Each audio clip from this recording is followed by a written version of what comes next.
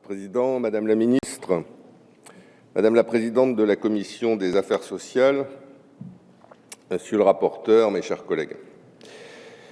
La situation économique de notre pays est pour le moins aujourd'hui déplorable. L'activité est au point mort, les entreprises sont asphyxiées et le taux de chômage, hélas, on en souffre les uns et les autres sur ces bancs, est dramatiquement élevé malgré des espérances maintes fois exprimées et jamais concrétisées. La France s'enfonce donc dans une crise économique et sociale sans précédent. Les entreprises françaises, qui étaient déjà très largement impactées par la crise, ont été démesurément mises sous pression par le gouvernement depuis son arrivée au pouvoir, à travers des hausses d'impôts à répétition et la suppression d'une mesure qui avait toute sa pertinence, qui était celle de la TVA compétitivité. En 2014, et c'est un critère objectif qui transcende les polémiques partisanes, le taux de marge des entreprises s'établit à 29,4%, soit son niveau le plus bas depuis 1985. C'est un fait. Jamais autant d'entreprises n'ont été détruites, près de 60 000 chaque année. Et derrière chaque faillite, on le sait les uns et les autres, il y a des drames humains qui frappent nos territoires. Les chiffres du chômage sont édifiants. 3,8 millions de personnes inscrites à Pôle emploi n'exercent aujourd'hui dans notre pays aucune activité. Face à la détresse de tous ces hommes et femmes, le gouvernement se doit, Madame la Ministre, d'être humble et de reconnaître ses erreurs. On se grandit toujours quand on reconnaît ses erreurs. Nous devons porter un discours volontaire face aux fermetures répétées d'usines dans nos territoires. Nous devons considérer les uns et les autres que la désindustrialisation de notre pays n'est pas une fatalité à laquelle aucune politique ne saurait remédier. Aujourd'hui, en France, nous avons 12% d'emplois industriels, quand même l'Angleterre en a 15%, quant à l'Allemagne, 26%. Ce sont les chiffres du rapport gallois. C'est ça aussi le vrai drame de notre pays. Quelles sont les mesures qui ont été annoncées par le gouvernement pour faire face à ce phénomène massif de désindustrialisation? Aucune. Certes, la loi du 29 mars 2014, dite loi Florange, qu'a-t-elle fait? Alourdir les contraintes qui pèsent déjà sur des entreprises. Si nous sommes légitimes de défendre l'emploi dans les entreprises industrielles rentables, nous ne pouvons pas cautionner la mise en place de ces dispositions juridiquement fragiles, source de contentieux. Et puis ce texte ne saurait être à lui seul la réponse au problème de la compétitivité en France. S'agissant du texte de la proposition de loi en lui-même, je reviendrai brièvement sur certaines mesures que le groupe Les Républicains propose de supprimer. Est-ce inutile dans un code du travail que certaines grandes figures de gauche qualifient elles-mêmes d'obèses? Je crois que les petits détails qui sont proposés dans cette loi ne devraient pas lui porter une grande atteinte. Le compte pénibilité, tout d'abord. En 2013, le gouvernement a choisi de ne pas porter une réforme structurelle des retraites. Il a reporté sine die les mesures susceptibles de bâtir un nouveau système juste et durable. Aucune réponse forte n'a été faite face aux inégalités criantes qui subsistent. Certes, le groupe UDI était favorable à l'idée d'aller plus loin dans la prise en compte de la pénibilité, notamment du point de vue de la santé au travail. Mais la mise en place du compte de pénibilité a transformé ce dispositif en véritable usine à gaz, qui ajoute désormais de la complexité au système, sans pour autant le rendre plus équitable. Concernant la durée minimale du temps de travail, notre position était a priori favorable sur le projet Accord-emploi. Mais nous mettions une condition, l'exclusion des services à la personne du dispositif.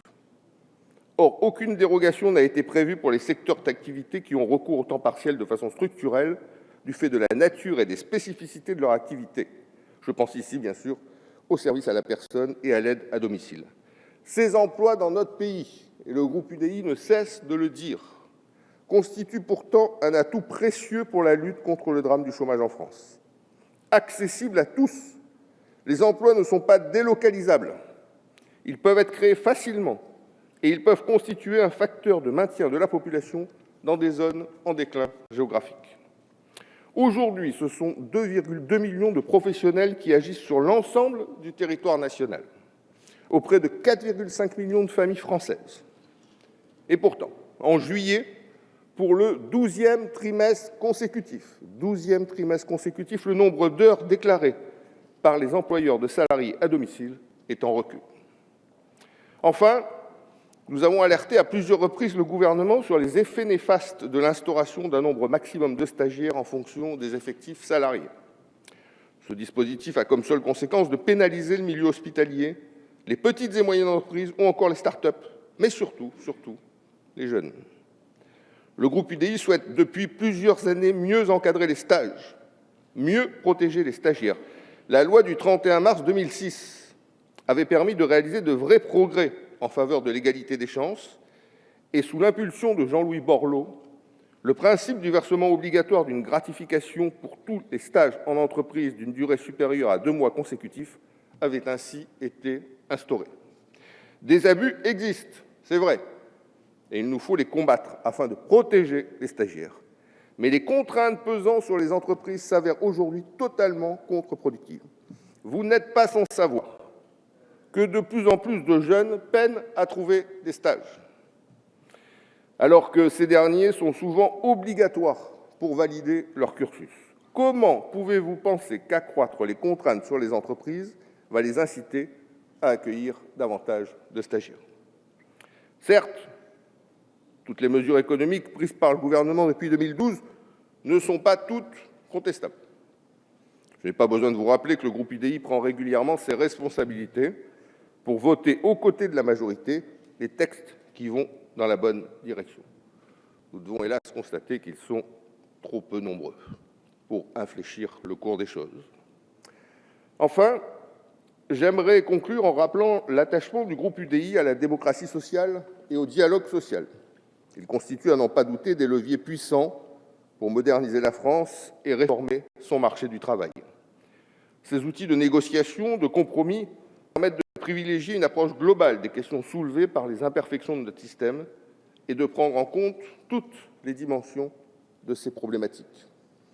La lutte contre la précarité, la protection des salariés, la sécurisation de leur parcours professionnel, l'amélioration de la compétitivité de nos entreprises, l'anticipation de mutations économiques et sociales sont autant d'enjeux qui doivent trouver des réponses. Le champ d'intervention du paritarisme doit aujourd'hui prendre de l'ampleur. Nous considérons que la concertation est la seule méthode susceptible d'établir un climat de confiance. Confiance que ce gouvernement trahit, hélas, une nouvelle fois, a-t-on envie de dire, avec le report des baisses de cotisations prévues sur les salaires entre 1,6 et 3,5 SMIC au 1er avril. Le groupe UDI est très heureux d'avoir pu proposer l'immense chantier du paritarisme au sein de notre Assemblée. Cette mission est importante et elle suscite déjà de grandes attentes. Mes chers collègues, Madame la Ministre, vous l'aurez compris, nous estimons que cette proposition de loi, même si elle n'est qu'une réponse incomplète et partielle à la relance de la compétitivité en France, va dans le bon sens et nous la voterons. Pourtant, si le dialogue social doit constituer la pierre angulaire des réformes à venir, la libération des verrous qui entravent le marché du travail passe également par la suppression de plusieurs mesures prises par cette majorité depuis 2012. Le redressement du pays se fera à cette condition. Je vous remercie. Merci, Monsieur Gomes.